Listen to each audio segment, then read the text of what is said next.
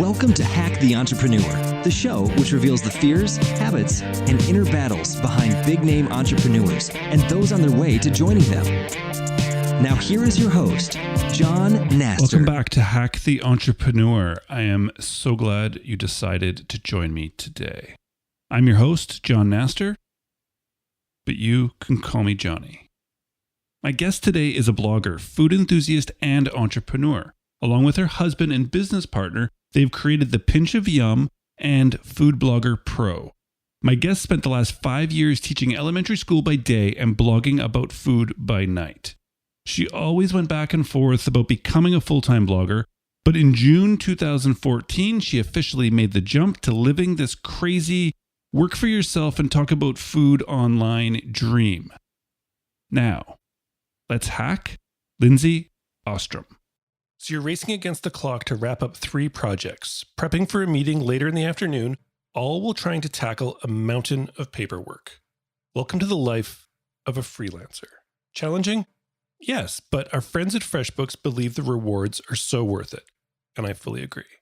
The working world has changed. With the growth of the internet, there's never been more opportunities for the self-employed.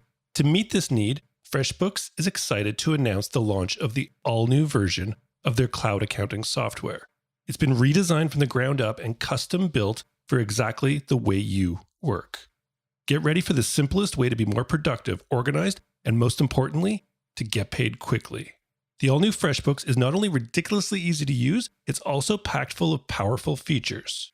You can create and send professional-looking invoices in less than 30 seconds. Then you can set up online payments with just a couple of clicks and get paid up to 4 days faster.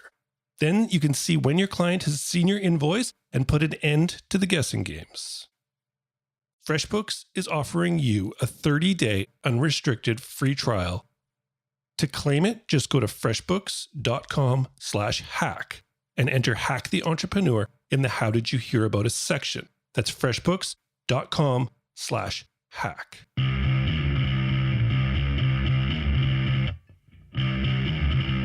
Welcome back to Hack the Entrepreneur. Today we have another brilliant entrepreneur. Lindsay, welcome to the show. Thank you. Thanks for having me. Oh, it's my pleasure. All right, Lindsay, let's just jump straight into this. All right, let's do it. All right. Lindsay, as an entrepreneur, can you tell me what is the one thing that you do that you feel has been the biggest contributor to your successes so far? Wow. Right off the bat, hit me with a hard one. I think one of the biggest things that I've done that we've done, I guess I should say, my husband and I kind of do these businesses together. But I think one of the most important things that we've done is kind of letting go of this scarcity mentality. And I think, especially it's probably true across, all different types of blogs and businesses and everything. But with food blogging, it's gotten increasingly competitive, and there are more and more food blogs starting, and, people who are rising up as these kind of really, really talented people in the food space online. And it's really easy to start to be really comparative and competitive and to feel like, oh, I'm not as good at this particular thing as so-and-so is.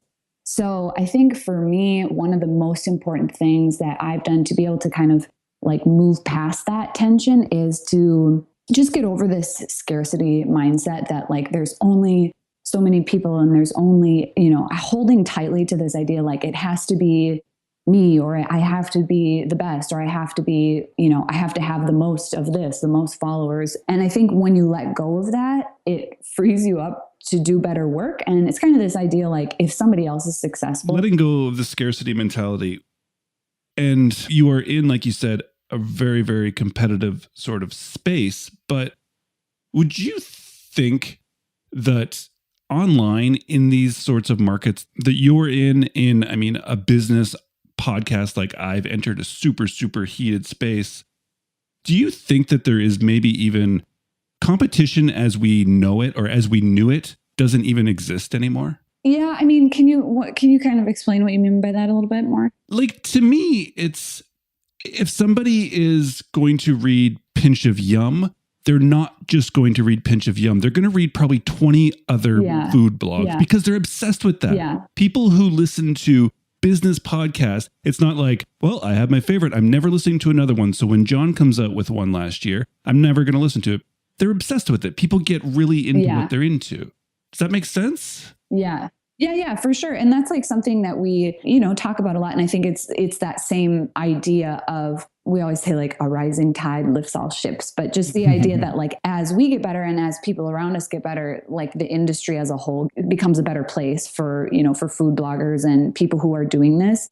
And so the more people that are, like you said, like the more people that are reading blogs and the more people that are making food, and trying new recipes, while in a one perspective, it can seem like competition from one blog or website to another. It also, though, is a good thing because it fuels people's interest in food, and then they're more likely to find us because that's the resource that we're providing. So I definitely think there's truth to that.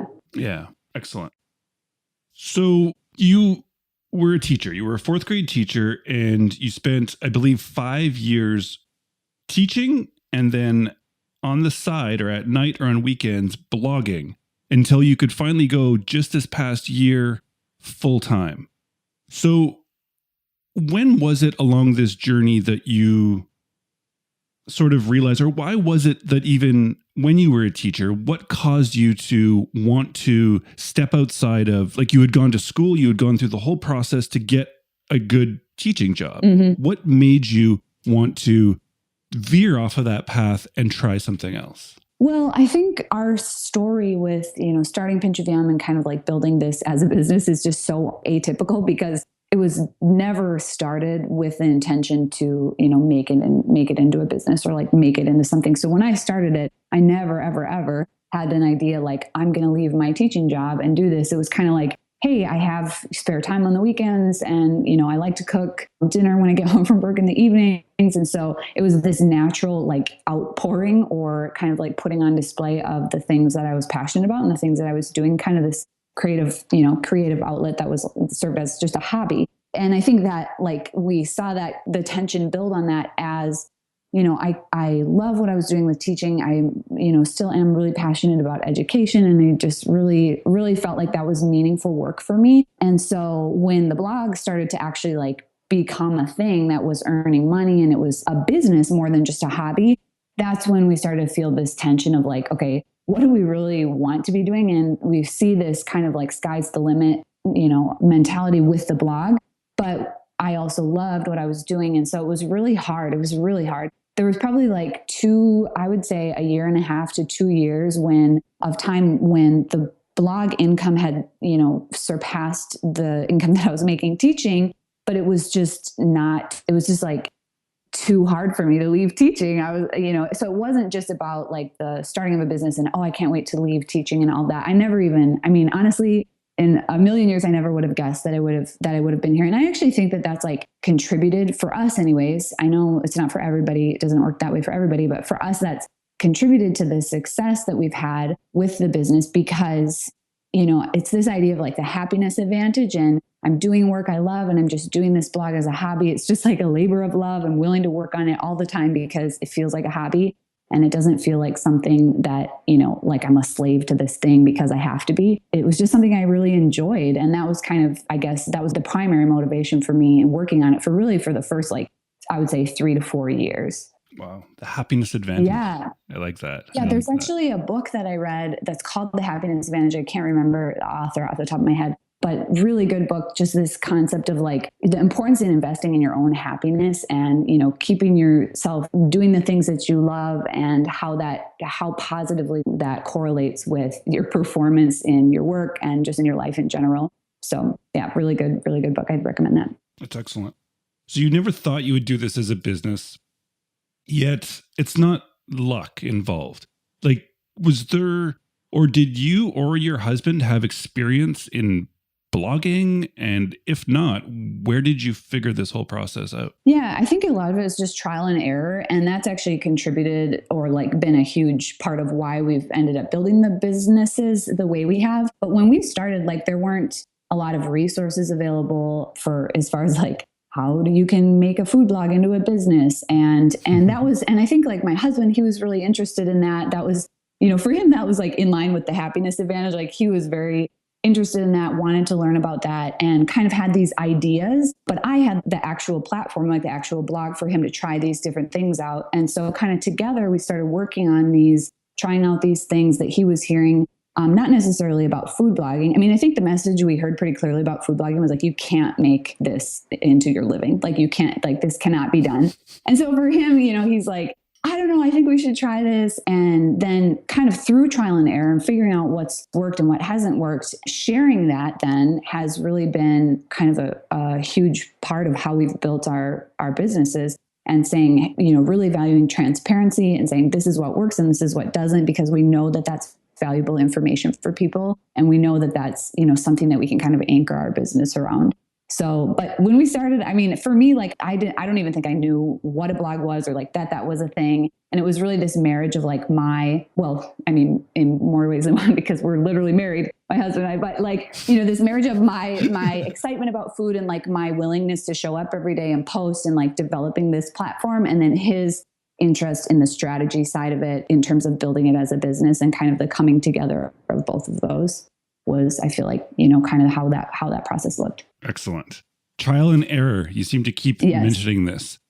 So as human beings, right, as entrepreneurs, business owners, bloggers, whatever you want to call it, one of our greatest struggles is the fear of being wrong, making mistakes, and having those errors that could maybe cause our businesses to now fail. Mm-hmm. So, Lindsay, can you walk me through how to go through one of these errors in your business and not have it completely sideswipe you, and so you can still move ahead like you need to? Mm-hmm. I think that it's a really hard thing, but it's a really important mentality to have. And I feel like for me, it's not something I'm naturally good at, like overcoming these, the self-doubt or whatever. That's not something like I'm naturally very good at. I think people have this perception like, well, if you're doing this, like you must be really confident and you must feel good about every single thing that you do. But that's really not the case. And I think for me, the key has been in just accepting that tension and accepting, not only accepting that, but saying like everything that we do, whether successful in its performance or not successful, everything is moving us forward in some way, even if it's wrong, even if it's a mistake, because then we're learning from that and we're able to say, hey, look, that really flopped. And so now next time, this is what I'm going to do differently. And I mean, it sounds so like overly simplistic, like you just learn from your mistakes kind of thing. But I heard a podcast once, I think it was on the social media marketing podcast. And it was about, building a business and kind of like freeing yourself from this idea of making mistakes and how making mistakes is a good thing. And Bjork has this quote framed in his office, and I'm not going to remember like who it's by or anything at the moment, but it's about that the award really goes to not to the person who's doing everything right, but to the person who's in the ring, like actually falling down and getting back up every time. Because even if, I think this is this idea that even if you are failing, you're actually succeeding because you're doing something and you're moving forward and then you're learning from that. So for me, that's like a really hard mental shift, because my nature is very self-critical, and I'm very much a doubter and a skeptic and everything, but I think that's super, super important. And I feel like as I've been in this space more and more, I think that kind of muscle in my brain has gotten stronger. Yes, that's I think from talking to so many people that, as your husband says, that are in the ring getting knocked down, that it's literally just a muscle that gets stronger the more you use it. Mm-hmm. I bet you if you thought about things that happen to you just in a given week in your business, like little failures and stumbles here and there that probably would have been so devastating 3 or 4 or 5 years ago just to get over mentally. Yes. It gets easier. Yep. It really does. Yeah, that's smart. I like that. And it's great that, you have a team. Like you guys are literally such an awesome team that I'm sure if one person gets kind of knocked down, the other one can be like, no, it's all right. Let's just keep going. It's cool. Yeah. We got this. Yeah. And I think like that's a huge piece of that, like the mental, being able to like see a wrong as actually a good thing, or like a fail as a positive and something you can learn from. I feel like part of it is just knowing yourself. And for me, I know about myself that I'm not very good at that by myself. And so I always do better when I can talk to somebody about that, or when I can just process that somehow. Like it's like, okay, give me 10 minutes to talk about it, and then I feel better about it. And so I think knowing yourself in that way, and like knowing, the interesting thing is for Bjork, he's the opposite. He's like, I don't really want to talk about it. I just need to like think about this for a while and just, be on my own, which works out really great in a marriage sometimes when one person, it's like, it's just really good to know yourself and your strengths and weaknesses, and how you process through stuff like that, because you're going to have to process through it. And so figuring out what those things are you can do to kind of make those muscles stronger is really important. And for me, it's talking to people. So that's why it's really great to have a team. Yeah. Excellent. So let's talk projects if we can. Projects can be, it's a loose term that can mean any sort of new thing you decide to take on in your business, whether it's moving from just Pinch of Yum to also Food Blogger Pro, or writing some new ebooks, or as you said prior to the call, starting a new podcast. How is it that what's the process you guys go through at this point to determine what a new project is that you guys should go kind of all into and focus on? Mm-hmm. That's a really good question. Okay, so right now, my husband and I together kind of run both businesses, and I kind of manage Pinch of Yum, the day-to-day, and he manages Food Blogger Pro on the day-to-day. But our process is very flexible, and like I wouldn't say we have a really strong process at this point, but if we did, what it would look like, kind of our usual would be like sitting down, having a meeting, probably maybe once a month, and saying, hey, look, here are the big things that we kind of have in our mind, like big ideas for whether it be for the next year or the next 5 years, just kind of like getting all the ideas on an agenda and then working through them kind of with a timeline approach.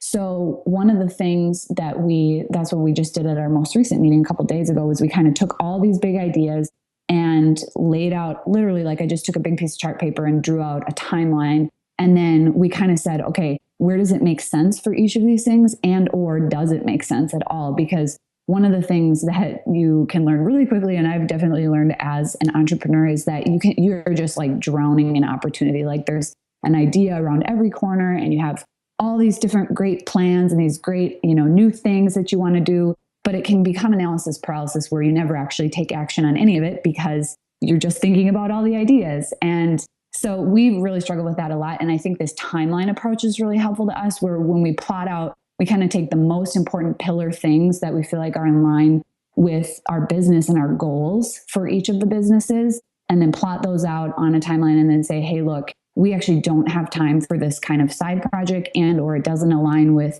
where we're going with this stuff. So that's kind of like how we take the really high level ideas and then just even get them on the map at all. And then from there, there's a whole bunch of different like project management stuff that we do. And Bjork and I, like I said, we're really different. So we manage projects in different ways. But in terms of us together kind of brainstorming the big things, that's our process at this point anyways. Drowning in opportunity, which is absolutely true. It's funny, before people get started, it's always like, what should I do? What should I start on? Where's the ideas come from? And then as your business grows, the opportunities literally just, like fill your inbox and fill everything that you possibly do. Yes. And I think like, even if it's not opportunities from other people, it's like opportunities for your own, to choose yourself to do this next project. It's like, well, we want to do this video thing, and we want to do this podcast, and we want to add this thing to the blog and have this branch of the business. And there's just like, we drown ourselves in opportunity, I think, with all of the different ideas that we can start to have. And I wasn't that way, to begin with. I think I've always seen Bjork as more the idea guy and like having all the ideas. But I think now, as I've been in it, the longer I'm in it, the more I feel that, and the more I feel like, whoa, there's so much stuff. There's so many things we want to do. And Bjork recently read the book Essentialism, which was a really good thing for us to read. And it's just about like saying no to most things, to be able to really hone in on what are the big things that are most important for, for your business and just for your life in general. I agree. Essentialism is an amazing book. Yeah. Yeah. Okay. So we're going to end off on something I call the entrepreneurial gap. You have transformed your life and your husband's life from working, having that regular job, to literally living a dream lifestyle, whether you think so or not. But I mean, it's an enviable position that you are in. You've got to spend a year in the Philippines teaching at an orphanage and doing amazing things, right? But the entrepreneurial gap is something that us in our businesses and people with dreams and ambitions, we're always looking ahead. We're always setting goals 1 month, 3 months, 6 months, a year, 5 years down the path. And when we hit those goals, or even before we hit those goals, we set new, loftier ones further into the future. But we don't stop, turn around and look at where we've come, what we've done, what we've accomplished. So Lindsay, could you please take this time right now for me and just stop, turn around and look at what you have accomplished and tell me how you feel about that? That is a really cool question. I have never really been asked a question like that before. That's so great. I feel really proud of it. I feel really proud of, myself, just because I didn't start out with any interest or skills in the entrepreneurial realm. And I think I've kind of grown into this love of developing my brand and my business. And I've learned a lot of things along the way. And I think I feel really empowered to think that I did this. And obviously we did it, my husband and I did it, but that's always been a passion for him. And it hasn't always been a thing for me. And when I look back and see wow, you built this and you're now working from home, doing this work that you love because of this, it's really surreal. And I guess I just feel, it makes me feel empowered, honestly, when I think about it. I think if I can do this, and if you're listening and you're thinking, some of these same thoughts, it's I never started out thinking of myself as an entrepreneur, never. And I was a teacher and I love cooking and all of that. But wow, there's so much that you can do as you kind of lean into your passions and make that into something that you have a platform for and that you can develop an audience and whatever that way that might look for you. It's I guess the message I would want to say is this is doable. If I can do this, this is so doable. And I feel really proud of myself for having come this far. That's a really cool question. Thank you for asking that. Oh, thanks for answering it like that. That was awesome. And you should be really proud because it's enviable and it's really, really, really, truly awesome and impressive.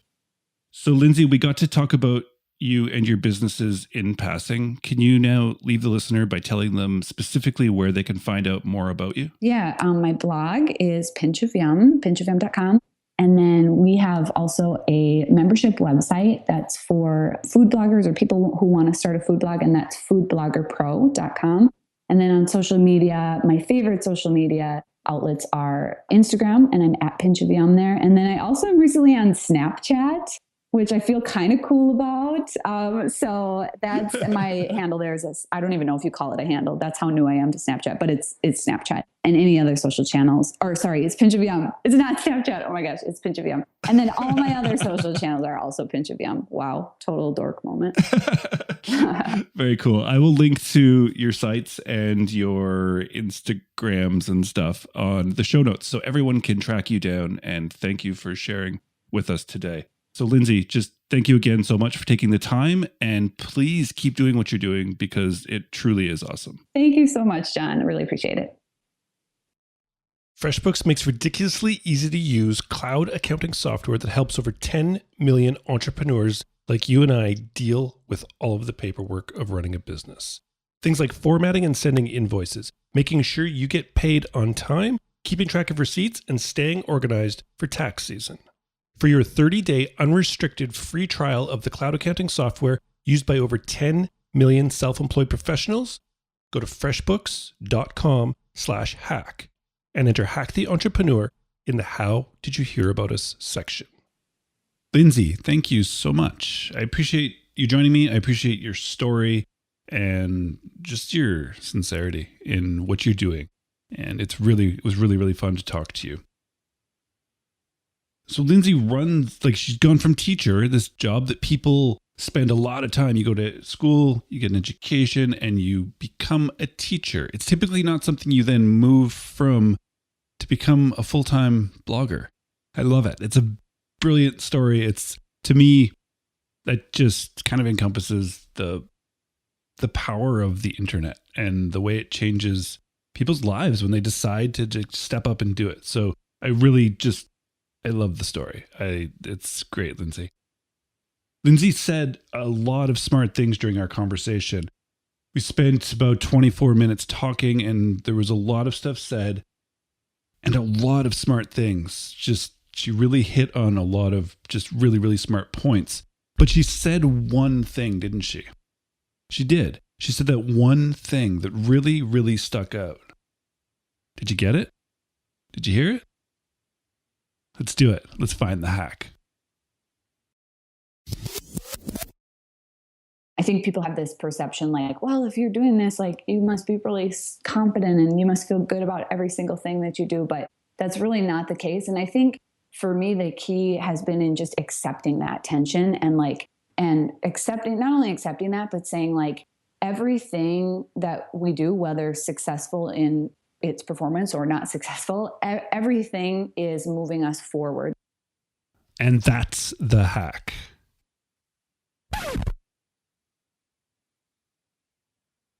Lindsay, yes, thank you. It's so true. It's this weird perception people have of entrepreneurs that we are super confident people that can just deal with all of this stuff and that we never second guess ourselves, that we never question our decisions. Yet internally, we just struggle with it all the time. And there's this tension that's always there that you need to learn to deal with. We've talked about this lots of times, but it's so essential. This is the mindset of the entrepreneur. This is the only thing that makes us an entrepreneur more so than a person who is yet to take that leap, is that we've just learned to deal with it in our heads, this constant tension.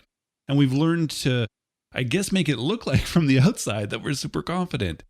But we're typically not. We don't know what we're doing. We're making it up as we go. We're willing to fail. We're willing to screw up. We're willing to embarrass ourselves.